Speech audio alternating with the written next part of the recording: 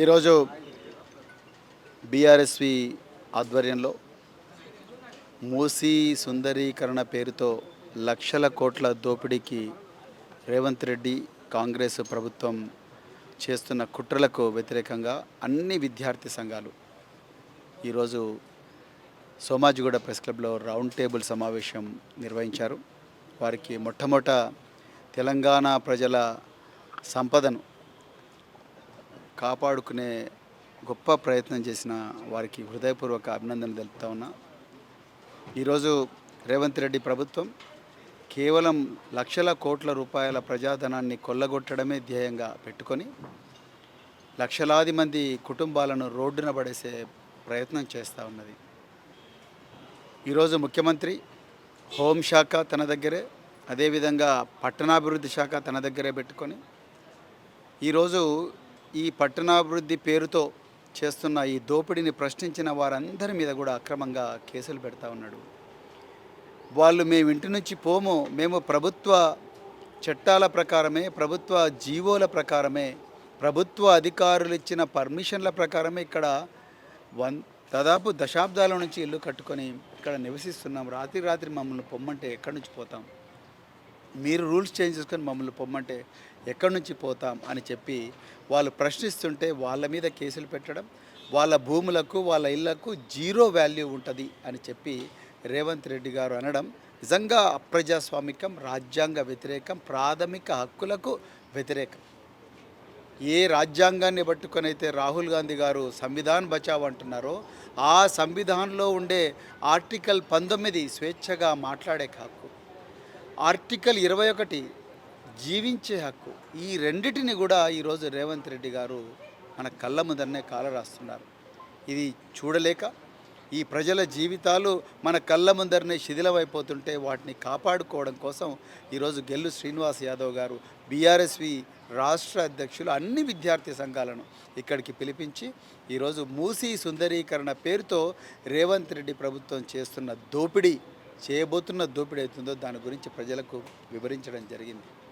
మరి ఈరోజు విద్యార్థి సంఘాలందరూ కూడా ఈరోజు చాలా జాగ్రత్తగా విన్నారు. అదేవిధంగా వాళ్ళ మనసులో మాటలు చెప్పారు. ఇప్పుడు గతంలో తెలంగాణ ఉద్యమం ఏ విధంగా అయితే జరిగిందో అదే స్ఫూర్తి ఈరోజు బాగా గుర్తుకొస్తూ ఉన్నది. తప్పకుండా రాబోయే రోజుల్లో ఈ మూసీ సుందరీకరణ పేరుతో తెలంగాణ సంపదను బడా పారిశ్రామికవేత్తలకు దోచిపెట్టే ప్రయత్నం అవుతుందో ఆ ప్రయత్నాన్ని అడ్డుకునే శక్తి కేవలం విద్యార్థి లోకం మీదనే ఉంది, విద్యార్థి లోకం దగ్గర ఉంది. ఇంకెవరు కూడా చేయలేరు అనేది చాలా క్లియర్గా ఈరోజు అర్థమైంది. అందుకొరకే ఈరోజు తెలంగాణ విద్యార్థులందరూ కూడా దీని గురించి ఆలోచించాలి. కేవలం అక్కడ 12,000 కుటుంబాలు మాత్రమే కాదు, లక్షలాది కుటుంబాలు రోడ్డు మీద పడబోతున్నాయి. లక్షలాది కుటుంబాలు విద్యకు దూరం కాబోతున్నాయి. లక్షలాది కుటుంబాలు అడ్డాకూలీలుగా మారబోతున్నారు. లక్షలాది కుటుంబాలు నిరాశ్రయులు కాబోతున్నారు. హైదరాబాద్ నగరం మరో గాజా కాబోతున్నది, మరో ఇరాన్ కాబోతున్నది.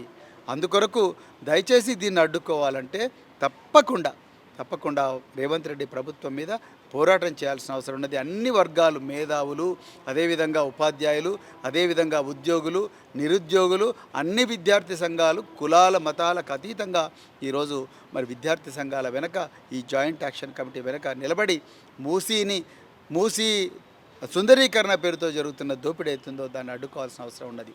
ఒక్క మాట చివరిగా, మూసీ ప్రక్షాళనకు బీఆర్ఎస్ పార్టీ ఎప్పుడు కూడా వ్యతిరేకం కాదు. ఏ మానవ మాత్రుడు కూడా నదిని పునరుజ్జీవం చేస్తా అంటే ఎవరు కాదన్నారు. కానీ దానికి చేయాల్సిన దానికి ఒక పద్ధతి ఉంటుంది. డిపిఆర్ను ప్రజల ముందర పెట్టాలి, ప్రజల ముందర దీన్ని చర్చకు పెట్టాలి. ఇప్పుడు ఏ ముఖ్యమంత్రి గారు సియోల్ మహానగరంలో ఒక రివర్ ఫ్రంట్ ప్రాజెక్ట్ గురించి మాట్లాడుతున్నారో, లండన్లో లండన్ మహానగరంలో థేమ్స్ ప్రాజెక్టు గురించి మాట్లాడుతున్నారు, సింగపూర్ ప్రాజెక్టు గురించి మాట్లాడుతున్నారు, సబర్మతి ప్రాజెక్టు గురించి మాట్లాడుతున్నారు. వీటన్నిటి మీద కూడా సంవత్సరాల తరబడి ప్రజల లోపల చర్చ జరిగింది. థేమ్స్ నదిని 150 సంవత్సరాల నుంచి శుద్ధీకరణ చేస్తున్నా ఇప్పటికి కూడా శుద్ధి కాలేదు. సబర్మతి కూడా ఇప్పటికీ పూర్తిగా శుద్ధి కాలేదు. మరి ఇవన్నీ ముఖ్యమంత్రి గారికి తెలుసు. కానీ దౌర్జన్యంగా ఈ లక్షల కోట్ల రూపాయలు సంపాదించుకోవాలనే దానితోనే, ఆశతోనే ఇవన్నీ చేస్తూ ఉన్నాడు. అందుకొరకు మేము దీనికి వ్యతిరేకం కాదు. ముందు కాలుష్యాన్ని నివారించండి. ఏదైతే సీవేజ్ ట్రీట్మెంట్ ప్లాంట్స్ ఉన్నాయో ఎస్టీపీలు ఇంకా వందల సంఖ్యలో పెట్టండి. ఒక్క ఇల్లు కూలగొట్టకుండానే మూసీని అద్భుతంగా పునర్నిర్మించవచ్చు, పునరుజ్జీవం చేయవచ్చు అని కేటీఆర్ గారు 16,000 కోట్లతో నిరూపించారు. వారు ఇప్పటికి కూడా ఓపెన్గా డిబేట్కు రమ్మంటున్నారు. సియోల్ నగరంలో రివర్ ఫ్రంట్ నిర్మించినప్పుడు 4,200 మీటింగులు ప్రజలతో ఆనాటి పాలకులు, దక్షిణ కొరియా పాలకులు పెట్టినరు. మీరు ఒక్క మీటింగ్ కూడా పెట్టిన ఒక్క మీటింగ్ కూడా తాజ్ కృష్ణాలో రియాల్టర్ల మధ్యలో మీ ఎమ్మెల్యేలు, మీ మినిస్టర్ల మధ్యలో పెట్టినరు. ఈరోజు పొంగులేటి శ్రీనివాసరెడ్డి వీళ్ళందరూ రియల్ ఎస్టేట్లో ఉన్నారు. రేవంత్ రెడ్డి రియల్ ఎస్టేట్లో ఉన్నాడు. మీరందరూ రియాల్టర్లు, మీరెంతసేపు భూములు గుంజుకొని దాని మీద ఆకాశార్మ్యాలు కట్టి వాటిని ఒక్కొక్కటి కోట్ల రూపాయలకు అమ్ముకునే దందాలో మీరున్నారు. ఈ పేద ప్రజల గోస మీకేం అర్థమవుతుంది? అందుకొరకు ఇవన్నిటికీ వ్యతిరేకంగా తప్పకుండా మరి బీఆర్ఎస్వి పోరాడుతున్నది. అన్ని విద్యార్థి సంఘాలు కలిసి రావాలని చెప్పేసి మరి మా వర్కింగ్ ప్రెసిడెంట్ కేటీఆర్ గారు అభిలషిస్తూ ఉన్నారు. అందుకొరకు దయచేసి ఈ ఈ ఉద్యమంలో అందరూ కూడా మమేకం కావాల్సిందిగా కోరుకుంటూ మరొక్కసారి మీడియా మిత్రులకు హృదయపూర్వక ధన్యవాదాలు. జై తెలంగాణ.